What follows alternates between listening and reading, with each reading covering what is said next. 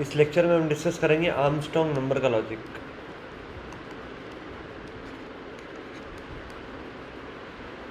अब ये काफ़ी बड़ा प्रोग्राम है और मैंने जब पहली बार में सीखा था तो मुझे इसको सीखने में बहुत ज़्यादा प्रॉब्लम आई थी। और सबसे मेन बात तो ये कि मेरे पास में ऐसा कोई टीचर नहीं था जो इस आर्मस्ट्रॉन्ग नंबर वाली प्रॉब्लम को वैसे डिस्कस करे जैसे मतलब कि आइडियली जैसे उन्हें करना चाहिए था। इसमें आर्मस्ट्रॉन्ग नंबर के पूरे लॉजिक में, पूरे प्रोग्राम में बहुत सारे छोटे छोटे प्रोग्राम लगते हैं, तो मैं उनको पार्ट्स में डिवाइड करके आपको एक एक चीज़ का पहले हम अलग अलग प्रोग्राम डिस्कस करेंगे, उसके बाद में लास्ट में कंबाइन करके हम आर्मस्ट्रॉन्ग नंबर का प्रोग्राम बना देंगे। सबसे पहले थ्योरी समझते हैं कि आर्मस्ट्रॉन्ग नंबर होता क्या है। तो फॉर एग्जांपल कोई सा नंबर है, 3 डिजिट नंबर मान लीजिए आप XYZ, मतलब कि फॉर एग्जांपल 321 है तो 3x है और 2y है और 1z है। इस टाइप का एक नंबर है 3 डिजिट। ज़रूरी नहीं कि 3 डिजिट हो, जो मैं समझा रहा हूँ आप अभी वो समझिए, धीरे धीरे सब समझ में आ जाएगा। तो अब ये नंबर ऑफ़ डिजिट्स कितने हैं, तो 1 2 3 नंबर ऑफ़ डिजिट्स हैं। तो इनको जब अलग अलग लिखा जाए x, y और z, जब इन नंबर्स को अलग अलग नंबर्स को रेस किया जाए नंबर ऑफ़ डिजिट से, तो नंबर ऑफ़ डिजिट से 3 रेस करने के बाद में इनका जो एडिशन हो, अगर वो x y z के बराबर आए तो वो आर्मस्ट्रॉन्ग नंबर है। ये लिख लीजिए आप अच्छे से। 2 डिजिट नंबर में फॉर एग्जांपल x और y है, नंबर ऑफ डिजिट 2 ही है, तो x² + y² = xy। अगर ये कंडीशन ट्रू है तो फिर आर्मस्ट्रॉन्ग नंबर है। सिंगल डिजिट में बात करें तो एक x नंबर है, इसका डिजिट है 1 और इसमें कुछ ऐड नहीं करना, तो सारे जो, इससे ये प्रूव होता है कि सारे जो 1 डिजिट नंबर होते हैं वो आर्मस्ट्रॉन्ग नंबर ही होते हैं। अब फॉर एग्जांपल एक आर्मस्ट्रॉन्ग नंबर है x y z a b c, इसके अपने को नंबर ऑफ़ डिजिट्स भी नहीं पता, तो हमें प्रोग्राम हमारा क्या करना चाहिए। मान लीजिए कि यूज़र ने इनपुट दे दी, तो हमारा प्रोग्राम ये इवेल्युएट करना है। अब हमारा मोटिव ये है कि हमें ये इवेल्युएट करना है कि ये आर्मस्ट्रॉन्ग नंबर है या फिर नहीं। तो सबसे पहले तो एक इसमें जो लॉजिक लगेगा, मैं स्टेप बाय स्टेप सारे लॉजिक बताता हूँ आपको। सबसे फर्स्ट जो इसमें लॉजिक लगेगा, आप भी एक लिस्ट बनाते चलिए साथ में। सबसे पहले लॉजिक लगेगा फाइंड नंबर ऑफ डिजिट्स। दूसरा लॉजिक लगेगा इसमें कि सेपरेट डिजिट्स, मतलब कि नंबर ऑफ़ डिजिट्स फाइंड करना है, 1 2 3 4 5 कितने नंबर ऑफ़ डिजिट्स है, उसके बाद में एक एक नंबर को अलग अलग करना है। अलग अलग करने के बाद में एक वो हमने अभी हमारा ऊपर डिस्कशन हुआ कि हमें एक एक्सपोनेंट का प्रोग्राम भी बनाना पड़ेगा। एक्सपोनेंट जिसमें x की पावर y जैसे इनपुट का इवैल्यूएशन हो सके। लास्ट में हमें एक एक्यूमुलेटर चाहिए होता। एक्यूमुलेटर ये क्या होता है ये हम आगे डिस्कस करेंगे। ये जब आर्मस्ट्रॉन्ग नंबर का हम प्रोग्राम बनाएंगे जब डिस्कस करेंगे, ये बहुत बड़ी चीज़ नहीं है, सिंपल सी चीज़ है। लास्ट में हम ये चेक कर लेंगे कि ये सब जो करने के बाद हमारे पास रिज़ल्ट आया, अगर रिज़ल्ट इनपुट के बराबर है तो हम प्रिंट कराएंगे कि आर्मस्ट्रॉन्ग नंबर है। अगर इनपुट के बराबर नहीं है तो फिर नॉट आर्मस्ट्रॉन्ग नंबर प्रिंट करा देंगे। ऐसे स्ट्रक्चरली देखा जाए तो ये काफ़ी सिंपल प्रोग्राम है, कोई बड़ी बात नहीं, लेकिन इस प्रोग्राम का कोड थोड़ा सा लेंदी है और इसमें ये छोटे छोटे लॉजिक्स का यूज़ होता है। सबसे पहले डिस्कस करते हैं find the number of digits. User ने कोई भी नंबर दिया, अब हमें नंबर ऑफ़ डिजिट्स फाइंड करने, तो इसके लिए हम एक वेरिएबल, फॉर एग्जांपल यूज़र ने जो नंबर दिया वो अभी x में रखा हुआ है। अब हमें एक वेरिएबल लेना पड़ेगा डिजिट काउंट नाम से, DC। इसको हम ऑलरेडी इनिशियलाइज कर लेंगे। फॉर एग्जांपल अभी आपका बेसिक इंस्टिंक्ट यही बोलेगा कि शुरू में डिजिट काउंट की वैल्यू 0 रहेगी, तो मान लेते हैं कि 0 है। एक लूप लगाते हैं जब तक x > 0। ये कंडीशन x > 0 क्यों आई ये मैं भी डिस्कस करूँगा। उसके बाद में अब देखने वाली बात यह कि जैसे ही लूप में कंट्रोल आए तो DC ++ हो जाए, मतलब DC 1 से बढ़ जाए। और इस लूप का जो आइटरेटर होगा, हमने अभी तक जितने भी आइटरेटर देखे हैं वो ++ टाइप के थे, या फिर -- टाइप का भी आइटरेटर हो सकता है। तो इस केस में एक डिवाइड टाइप का आइटरेटर यूज़ करेंगे। उसका एक स्पेसिफिक रीज़न है, यहाँ पर आइटरेटर आएगा x = x / 10। इसको मैं सिंपली एक बार आपको वर्कआउट करके बता देता हूँ। फॉर एग्ज़ाम्पल नंबर है अभी हमारे पास में 20 के लिए पहले DC 0 सेट हुआ, ये हमारे पास x की वैल्यू है 20 और DC की वैल्यू है 0। x इज़ ग्रेटर देन 0 तो 20 इज़ ग्रेटर देन 0 सही है, लूप के अंदर जाएगा, ये 0 की जगह पर 1 हो जाएगा DC प्लस प्लस से। 20 इक्वल टू 20 डिवाइडेड बाई 10 का ये मतलब है कि 20 डिवाइडेड बाई 10 होगा, इसका आंसर आएगा 2.0, पॉइंट के आगे वाला पार्ट नेगलेक्ट हो जाएगा और इसकी वैल्यू 2 हो जाएगी, सॉरी ये तो 1 ही रहेगी, ये 20 की जगह पर अब सिर्फ 2 रह जाएगा। अगली बार लूप आएगा 2 इज़ ग्रेटर देन 0 सही है, DC की वैल्यू 1 से बढ़ेगी, यहाँ पर 2 हो जाएगा। फिर x equal to x divided by 10 का ये मतलब है कि x equal to 2 divided by 10 जो कि आएगा 0.2, पॉइंट के आगे की वैल्यू नेगलेक्ट हो जाती है, हम सीख चुके हैं पिछले लेक्चर में, तो ये 0 असाइन हो जाएगी x को। अगली बार जब ये चलने जाएगा तो ये कंडीशन फॉल्स इवेल्युएट होगी, कंट्रोल आगे बढ़ जाएगा। काफ़ी सिंपल प्रोग्राम है, इससे हमारे पास में 2 आंसर आ जाएगा और हमारा जो नंबर था वो भी 2 डिजिट का था। अभी आपको ये बिल्कुल परफेक्ट लॉजिक लग रहा होगा, अब मैं आपको इसका प्रोग्राम टाइप करके बताता हूँ और हम उसे टेस्ट करके देखेंगे अच्छे से।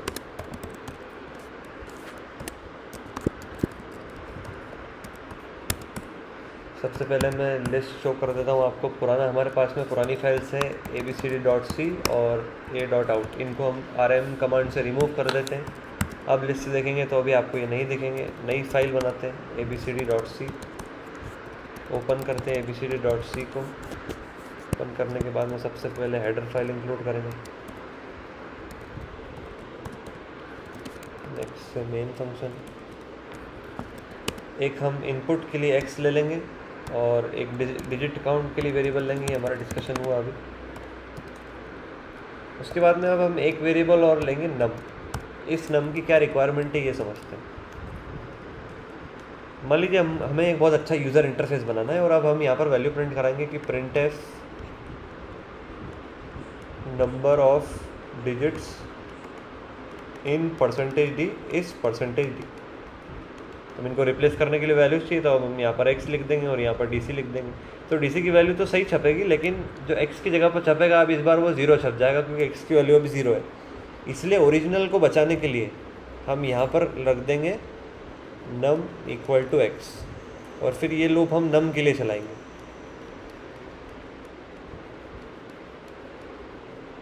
इससे जो है हमारे x की जो ओरिजिनल वैल्यू यूज़र ने इनपुट करी वो भी सेव्ड रहेगी और डिजिट काउंट की वैल्यू भी हमारे पास में आ जाएगी।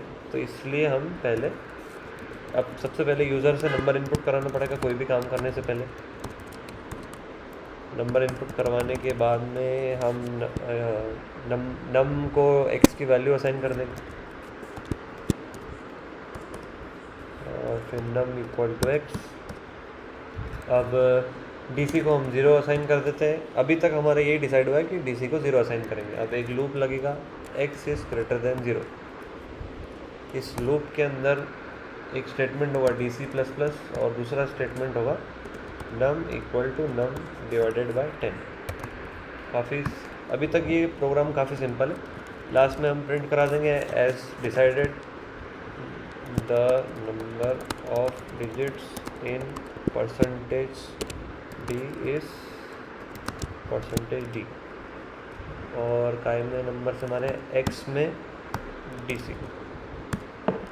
इसको सेव करके रन करके देख लेते हैं।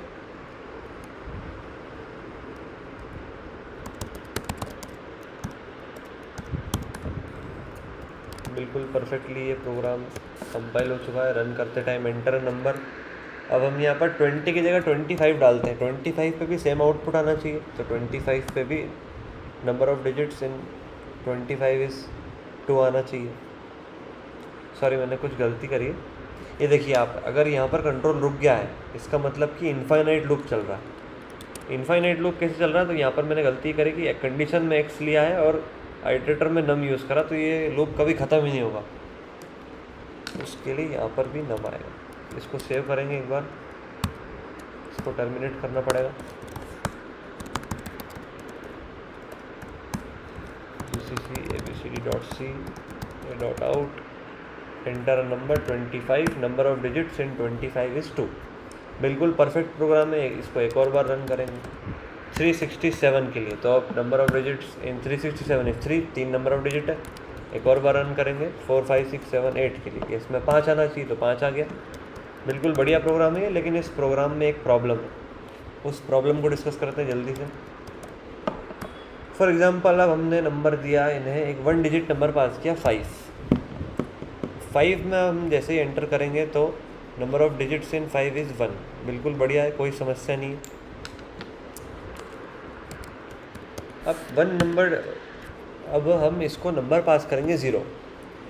तो 0 के लिए हम पहले ही सोच लेते क्या होने वाला है। अब आपको पता है कि 0 जो नंबर है वो एक डिजिट का नंबर तो है ही सही, ऐसा तो नहीं है कि 0 लिखा है तो वहाँ पर कोई डिजिट ही नहीं है। अब प्रिंट हो रहा है कि number of digits in 0 is 0, तो ये लॉजिकली रॉन्ग है, ये लॉजिकली गलत है, ऐसा बिल्कुल भी नहीं होता है। अगर सिर्फ 0 भी लिखा है तो भी उसमें एटलीस्ट एक डिजिट तो हो गई सही, खुद 0। इस प्रॉब्लम को सही करने के लिए हम सबसे पहले तो ये इनिशियलाइजेशन की बात कर रहा था मैं, जब भी मैंने आपको 2-4 बार बोला था, तो इसको हम सबसे पहले 1 सेट कर लेंगे क्योंकि वो 1 से कभी कम हो ही नहीं सकता। और ये नम इज़ ग्रेटर देन 0 की जगह पर हम यहाँ पर 9 लिख देंगे।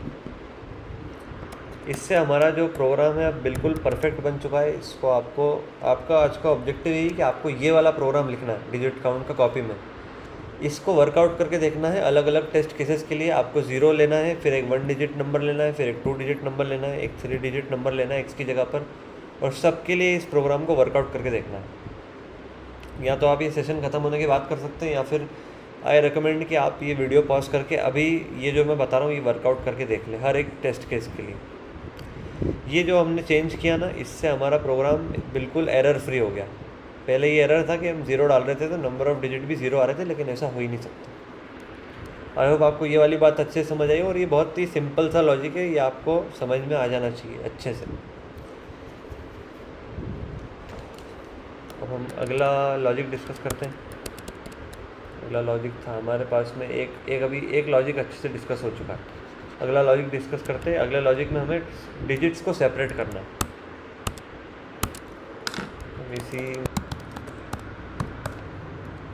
ये हम यूज़र इंटरफेस क्रिएट करेंगे, एंटर नंबर, उसके बाद में वैल्यू स्कैन करा लेंगे।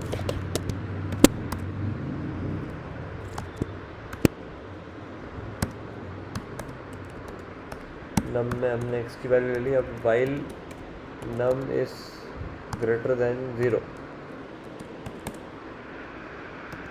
printf %d, अब हम यहाँ पर जो वैल्यू प्रिंट कराएंगे वो हम प्रिंट कराएंगे num mod 10, और हर चक्कर में num equal to num divided by 10, last में रिटर्न 0 और printf \n। अब जैसा कि हमने लास्ट सेशन में एक बात डिस्कस करी थी कि अगर यहाँ पर मैं 3 भी लिख दूँ तो यहाँ पर 3 प्रिंट हो जाएगा, और हमने प्रैक्टिकल भी करके देखा था। अगर यहाँ पर कोई सिर्फ वेरिएबल लिखा रहे तो ये वेरिएबल की वैल्यू प्रिंट हो जाएगी यहाँ पर। लेकिन यहाँ पर आपको एक ऑपरेशन लिखा है तो ये ऑपरेशन इवेल्युएट होके और फिर यहाँ पर उसकी वैल्यू प्रिंट हो जाएगी। इसमें कोई बड़ी बात नहीं है, फिर से कोई रॉकेट साइंस नहीं, काफ़ी सिंपल चीज़ है। अब इसको एक बार इवेल्युएट करके देख लेते हैं। इससे हमारा होना ये चाहिए कि हम जो नंबर एंटर करें उसके सारे जो डिजिट्स हैं वो अलग अलग लाइन पे छप जाएंगे। फॉर एग्जांपल मैं आपको ये वर्कआउट करके बताता हूँ एक बार। इसमें हमने इनपुट दिया है 457, तो इससे होगा ये कि पहले जो है अपना 7 प्रिंट हो जाएगा, उसके बाद में 5 प्रिंट होगा, उसके बाद में 4 प्रिंट होगा। अब ये होगा कैसे मैं बताता हूँ आपको। यहाँ पर यहाँ तक हमारा नंबर इनपुट हो चुका होगा 457, एक्स में 457 होगा और नम में भी 457 होगा, और अभी के लिए ठीक है यही। यहाँ तक हम पहुँच गए। उसके बाद में नम इज़ ग्रेटर देन 0, सही है कंडीशन। प्रिंट एफ नम मॉड 10, तो अब 457 को जब हम 10 से डिवाइड करेंगे तो रिमाइंडर आएगा वो प्रिंट होगा। तो इसको जब आप 10 से डिवाइड करेंगे तो ये 450 और यहाँ पर रिमाइंडर आएगा 7, तो स्क्रीन पर 7 प्रिंट हो जाएगा। 7 प्रिंट हो गया। अगला स्टेटमेंट है num equal to num divided by 10, तो अब जो 457 है उसको डिवाइडेड बाय 10 किया जाएगा तो 45.7 आंसर आएगा। ये वाला पार्ट नेगलेक्ट हो जाएगा, बचा 45। अगले चक्कर में इसको 10 से डिवाइड करने पर जो रिमाइंडर आएगा वो प्रिंट होगा, तो वो होगा 5। उसके बाद में num equal to num by 10 से 45/10 हो जाएगा 4.5, ये पार्ट नेगलेक्ट। अगले चक्कर में 4 प्रिंट होगा, उसके बाद में 4 डिवाइडेड बाई 10 तो 0.4, ये नेगलेक्ट हो जाएगा, वैल्यू 0 बचेगी और ये लूप अगली बार नहीं चलेगा, उससे 754 प्रिंट हो जाएंगे। आपको समझ में नहीं आया तो पीछे जाइए, वीडियो को स्लो करके देख लीजिए, आपको जैसा अच्छा लगे वैसा देख लीजिए। मैंने आपको ये पूरा प्रोग्राम एक टेस्ट केस के लिए वर्कआउट करके बता दिया, इसको एक बार कंपाइल करके रन करके देख लेते हैं। अभी मेरी स्पीड थोड़ी सी फास्ट इसलिए है क्योंकि मुझे आपको इसी लेक्चर में छोटे छोटे इतने सारे लॉजिक समझाना है और आर्मस्ट्रांग नंबर का प्रोग्राम भी बड़ा है बहुत। हमारा डिसाइडेड है 457 तो 754 प्रिंट हो गया, बिल्कुल बढ़िया है। दूसरा एक इनपुट, कुछ भी इनपुट ले लेते हैं। इसमें हमारे पास में 5 6 3 4 5 जैसा कि राइट टू लेफ़्ट हमारे पास में प्रिंट हो रहा है। लेफ़्ट टू राइट भी प्रिंट करा सकते हैं, लेकिन वो एक सेपरेट डिस्कशन है और उसको मैं एक अलग लेक्चर में कवर करूँगा अगर कभी उसकी ज़रूरत पड़ी तो। वैसे उसकी कोई ज़रूरत नहीं पड़ेगी। ये हो गया हमारा सेपरेट करने का लॉजिक, ये हो गया हमारा सेपरेट करने का लॉजिक। अब चलते हैं एक्सपोनेंट की तरफ। एक्सपोनेंट में हम कुछ भी नहीं करेंगे, यूज़र से 2 नंबर इनपुट लेंगे, एक लेंगे बेस, दूसरा लेंगे पावर, और दोनों से फिर हम बेस टू द पावर जो भी एक्सप्रेशन होगा उसको कैलकुलेट करवाएंगे। ये कैलकुलेशन हम करवाएंगे लूप के थ्रू और फिर उसको प्रिंट करा देंगे जो भी रिज़ल्ट होगा। इसका भी प्रोग्राम काफ़ी सिंपल है, कोई बड़ी बात नहीं है इसमें भी प्रोग्राम में। एक सेकंड बता दूँ।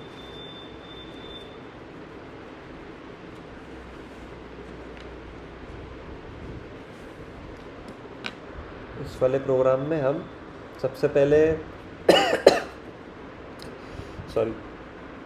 इसमें प्रोग्राम में हम सबसे पहले दो वेरिएबल लेंगे x और y।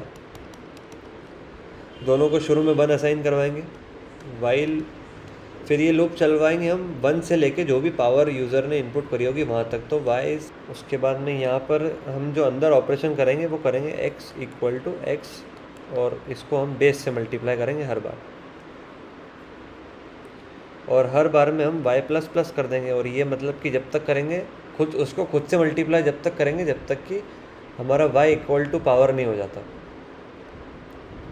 इसमें भी कोई रॉकेट साइंस नहीं है, बिल्कुल सिंपल प्रोग्राम है। बस आपको इसको एक बार वर्कआउट करके खुद से देखना पड़ेगा, एक एक चीज़ वर्कआउट करके मैं नहीं बता पाऊँगा।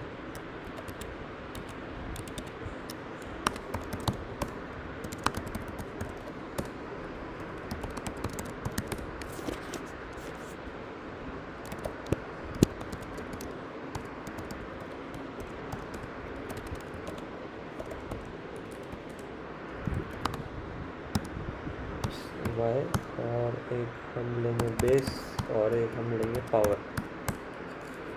सबसे पहले प्रिंट करवा के एंटर बेस, यूज़र से बेस ले लेंगे, एंटर पावर। उसके बाद में यहाँ पर %d, %बेस, यहाँ पर scanf %d and %power। Last में एक रिटर्न 0 का स्टेटमेंट रहेगा।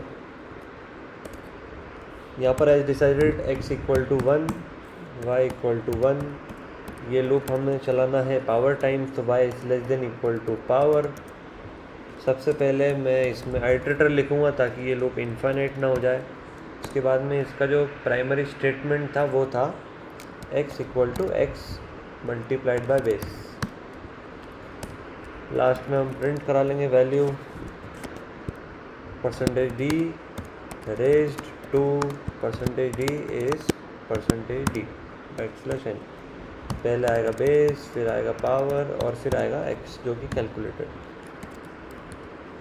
काफ़ी बढ़िया प्रोग्राम है, इसको हम रन करके देख लेते हैं। abc.c a.out। बेस हम दे देते हैं 2, पावर भी दे देते हैं 2, 2 2 = 4, 2 raised to 2 is 4। एक और बार रन करके देखेंगे, बेस देंगे 2 और पावर देंगे 5, तो 2 raised to 5 होता है 32, तो वो हो गया 32। अब एक कुछ भी हम देखते हैं 6 to the power 3, तो ये आ गया 216। 9 टू द पावर 3, ये आ गया आपके पास में 729। 5 टू द पावर 5, ये आ गया आपके पास में 3125। तो कोई प्रॉब्लम नहीं इस प्रोग्राम में, बिल्कुल बढ़िया प्रोग्राम है ये। इसमें हमने एक्सपोनेंट डिराइव करा लूप की हेल्प से, ये एक्सपोनेंट का कैलकुलेशन करा लूप की हेल्प से। कोई प्रॉब्लम नहीं, बिल्कुल बढ़िया है। अभी तक हमारे 3 लॉजिक डिस्कस हो चुके हैं, एक्सपोनेंट वाला भी डिस्कस हो चुका है। अब ये जो रिजल्ट इक्वल टू इनपुट है ये, और एक्यूमुलेटर क्या होता है, उसका यूज़ क्या है, ये मैं आपको डायरेक्ट आर्मस्ट्रॉन्ग के ही प्रोग्राम में दिखाऊंगा।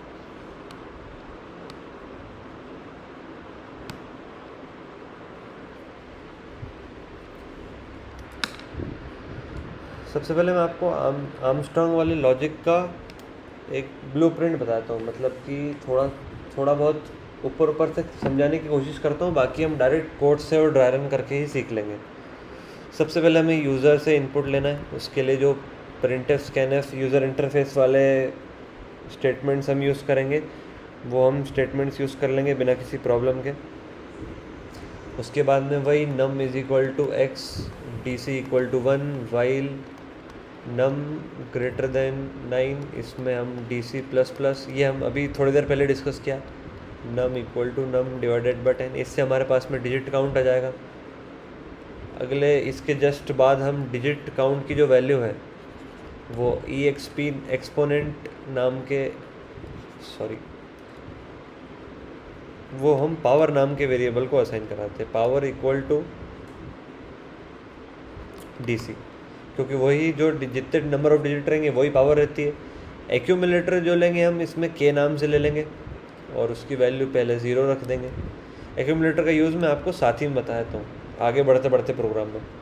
अभी तक हमने क्या किया है, डिजिट काउंट कैलकुलेट किया और उसको पावर को असाइन कर दिया, क्योंकि पावर भी वही होगी।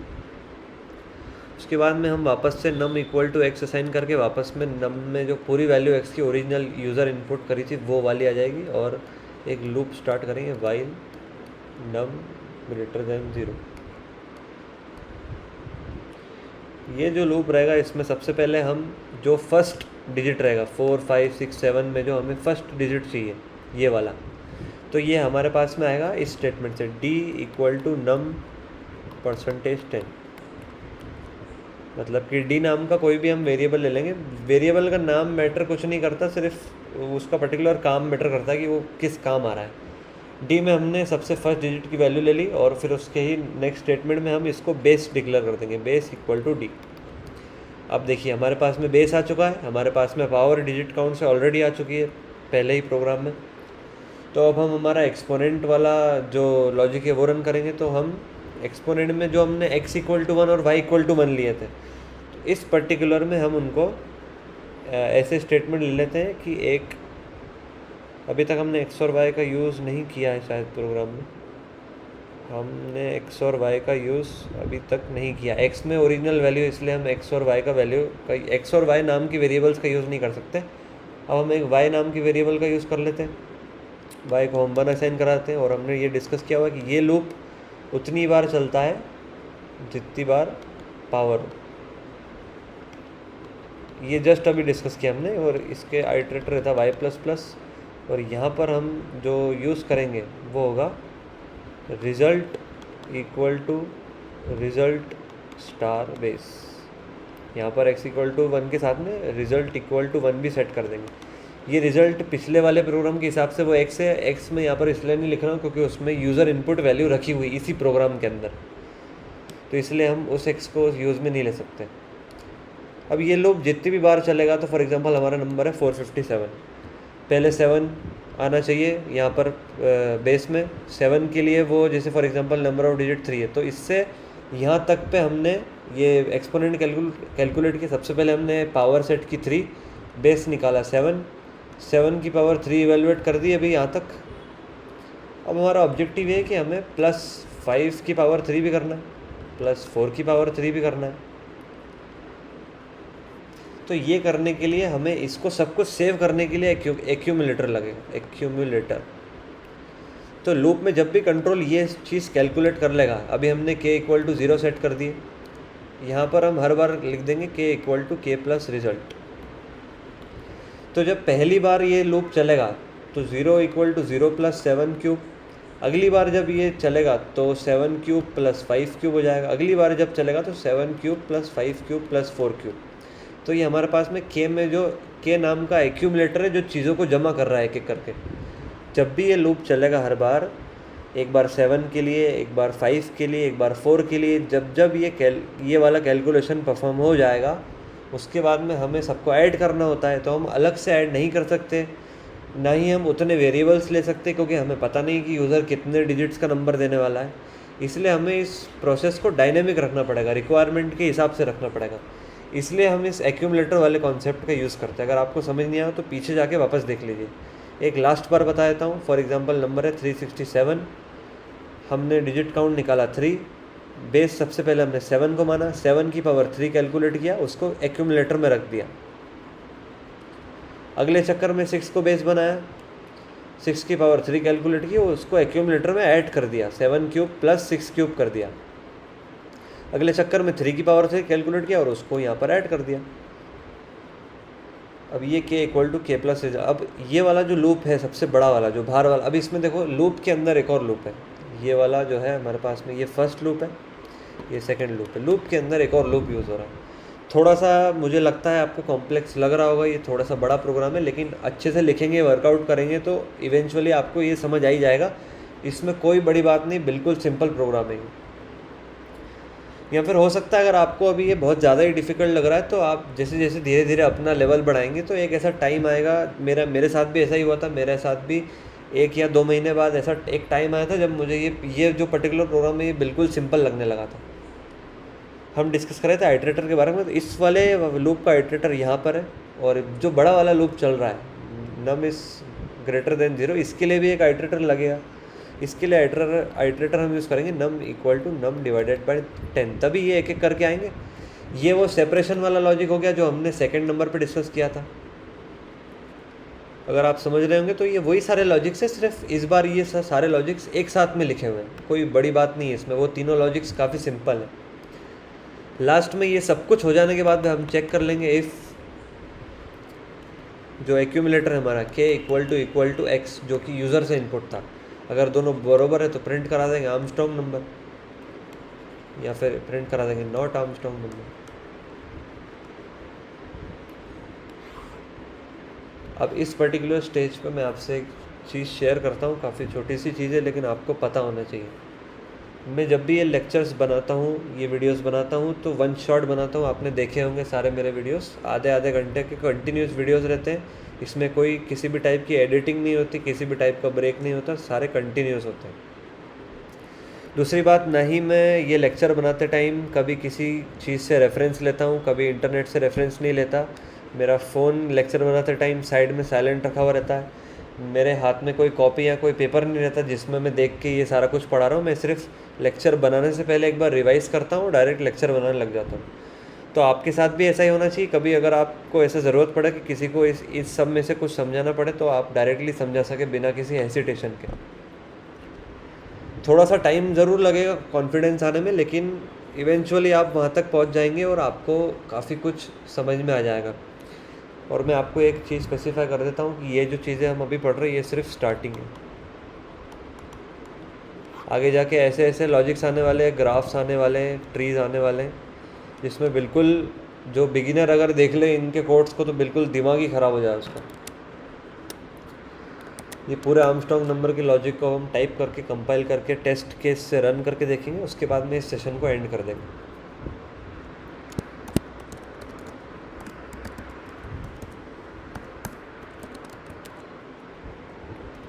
मुझे ऐसा लग रहा है कि मैं थोड़ा सा फास्ट पढ़ाने लगा हूँ, लेकिन आज का सेशन ज़्यादा लेंदी हो जाता है, इसीलिए मैंने सारी चीज़ें आपको ऐसे फास्ट बताई।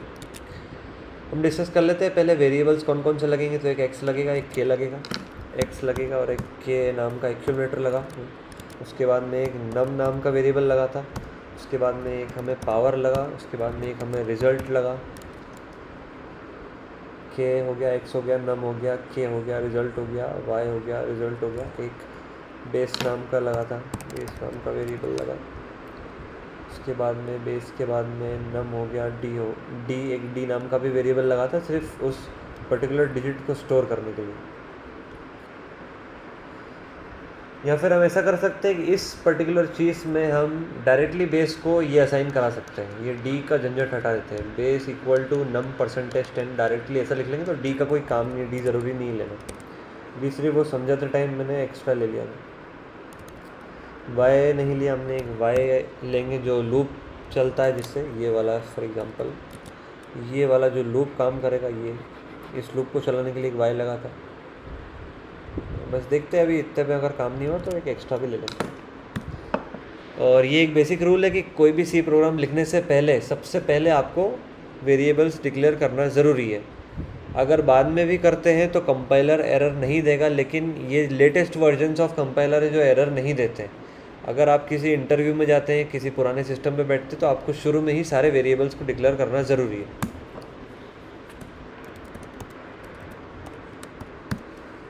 सबसे पहले हम यूज़र से इनपुट ले लेंगे, प्रिंटफ एंटर अ नंबर। उसके बाद में अगले ही लाइन पे हम स्कैनफ कर देंगे, %d, %, उसको हम x में स्टोर कर लेते हैं। उसके ही जस्ट बाद में हम सबसे पहले डिजिट काउंट निकाल लेते हैं, नम इक्वल टू x और D C equal to 1 while y is less than 9, sorry y is greater than 9। उसके बाद में हर बार में डी सी प्लस प्लस और num equal to num divided by 10। एक गलती हुई मुझसे, यहाँ पर नम आएगा, सॉरी। अब यहाँ जब तक पहुँचेंगे हम, जब तक डीसी आ चुका होगा डिजिट काउंट, उसको हम पावर में रख लेते हैं, power is equal to DC count, digit count sorry. Accumulator 0 रख लेते हैं क्योंकि हम अब बड़ा वाला जो लूप है वो स्टार्ट करने वाले हैं। ये हमारा बड़ा वाला, अब वापस से हम इस पर्टिकुलर वाले लूप से, इस लूप से जो नम की वैल्यू थी वो डिस्ट्रॉय हो चुकी है, क्योंकि हर बार num equal to num divided by 10 हो रहा है और वैल्यू डिक्रीज होती जा रही है। तो एक बार फिर से नम को x की वैल्यू असाइन कर देते हैं। इसीलिए इस पर्टिकुलर स्टेटमेंट से हमें पता चलता है कि इसीलिए बचाना ज़रूरी है ओरिजिनल वाले को स्पॉइल नहीं कर सकते। अब ये लूप हम चलेंगे while num is greater than 0 के लिए। इसमें सबसे पहला काम हमने ये किया था कि बेस असाइन किया था, तो base equal to num mod 10, मतलब कि जो सबसे यूनिट डिजिट रहेगी राइट हैंड साइड से, मतलब कि जो वंस वाली डिजिट रहती है। ये हो गया हमारा एक काम। उसके बाद में रिज़ल्ट को हम सबसे पहले 1 असाइन करा देते हैं। यहाँ पर हमने बात की थी एक्सपोनेंट वाले पार्ट में, ये वाले पार्ट में रिज़ल्ट को 1 असाइन किया, y को 1 असाइन किया था, तो रिज़ल्ट को 1 असाइन किया, y को 1 असाइन कर लिया, सॉरी y को 1 असाइन कर लिया। उसके बाद में हमने डायरेक्टली लूप इम्प्लीमेंट कर दिया, while y is less than equal to power. उसके बाद में इसका आइटरेटर था y प्लस प्लस। इस लूप में हमने काम ये किया था कि result equal to result multiplied by base, result equal to result multiplied by base 5 plus plus. जैसे ही इस लूप के बाहर आता है, अब जो base raise to the power exponent है वो इवेलुएट हो चुका है, मतलब कि जैसे इस लूप के बाहर आया तो हमारे पास में अब रिज़ल्ट में जो वैल्यू है इनकी, फॉर एग्जांपल 457 नंबर है, नंबर ऑफ डिजिट 3 है, तो हमें चाहिए 7 क्यूब, 5 क्यूब और 3 क्यूब। तो जो इनकी कैलकुलेटेड वैल्यूज़ है 7 का क्यूब, 5 का क्यूब और 3 का क्यूब, ये हमारे पास में आ चुका है रिजल्ट में। अब इसको हम स्टार्ट करते हैं एक्यूमुलेटर में इकट्ठा करना, तो k equal to k plus result. उसके बाद में जो बड़ा वाला लूप है उसका आइटरेटर आएगा, k equal to k plus result के बाद में num equal to num divided by 10, num equal to num divided by 10। एकदम एंड में हम चेक कर लेंगे, if k equal to x printf %d is an Armstrong number. यहाँ पर हम इसको वैल्यू पास करेंगे x की।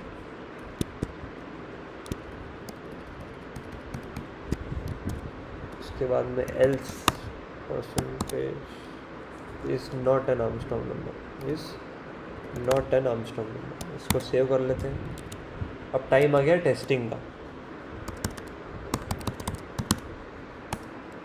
इसमें प्रॉब्लम है पावर इक्वल टू डीसी में कुछ पर्टिकुलर प्रॉब्लम्स है। 12th लाइन पे 12 नंबर लाइन पे सेमीकोलन नहीं है, डन। उसके बाद में DC use of undeclared identifier, हमने डीसी को डिक्लेयर नहीं किया है, सॉरी, यहाँ पर एक डीसी डिक्लेयर होगा। इसको सेव करके एक बार अब कंपाइल करके देखते हैं। कंपाइल हो चुका है, कोई प्रॉब्लम नहीं है प्रोग्राम में। आर्मस्ट्रांग नंबर के लिए सबसे पहले जो बेसिक आर्मस्ट्रांग नंबर था वो हमने डिस्कस किया था कि 1 डिजिट के सारे नंबर ही आर्मस्ट्रांग नंबर होते हैं। 1 2 3 फॉर एग्जांपल एक 3 नाम का नंबर है, 3 नंबर है तो इसका डिजिट काउंट है 1, 3 की पावर 1 भी 3 होगा। अब 3 is equal to 3 original number और ये एक्यूमुलेटेड वैल्यू, ये दोनों से मतलब आर्मस्ट्रांग नंबर प्रिंट होना चाहिए। तो एक डिजिट का नंबर इसमें हम डाल के देख लेते हैं। 1 डिजिट का नंबर डालते हैं हम 5, तो 5 इज़ एन आर्मस्ट्रांग नंबर, बढ़िया लॉजिक है। वापस इसको रन करते हैं हम 12 के लिए, तो 12 is not an Armstrong number क्योंकि 1 का क्यूब प्लस 2 का क्यूब वो हो जाएगा 4 + 1 और 5 इज़ नॉट इक्वल टू 12, इसीलिए ये आउटपुट ऐसा आया। अब इस पर्टिकुलर को टेस्ट करने के लिए हम नेट पर से थोड़े बहुत आर्मस्ट्रांग नंबर निकाल लेंगे। Armstrong number examples, Armstrong number example से सबसे पहला एग्जाम्पल है 370। 370 इज़ एन आर्मस्ट्रांग नंबर, बिल्कुल बढ़िया। एक और एग्जाम्पल है इसका 371 इज़ एन आर्मस्ट्रांग नंबर। अब डालते 375 is not an Armstrong number. एक और एग्जाम्पल है 4 डिजिट का 8208 इज़ एन आर्मस्ट्रांग नंबर। एक और एग्जाम्पल ले लेते हैं 9474 इज़ एन आर्मस्ट्रांग नंबर। इसके आसपास का नंबर लेते हैं 9476, तो 9476 is not an Armstrong number. I hope आपको ये वाले लेक्चर में सब कुछ अच्छे से समझ आया हो। नेक्स्ट सेशन में हम आगे का डिस्कशन करेंगे, अगला टॉपिक स्टार्ट करेंगे नया, जो कि इन सब चीज़ों उस वाले पर्टिकुलर टॉपिक में भी ये सारी प्रॉब्लम सॉल्विंग स्किल्स वगैरह यूज़ होने वाली है। आई होप आपको अगर ये वाले लेक्चर में थोड़ा बहुत 50-60% भी अच्छे से समझ आया तो आप आगे अच्छे से मैनेज कर लेंगे। Thank you for your patience, have a nice day.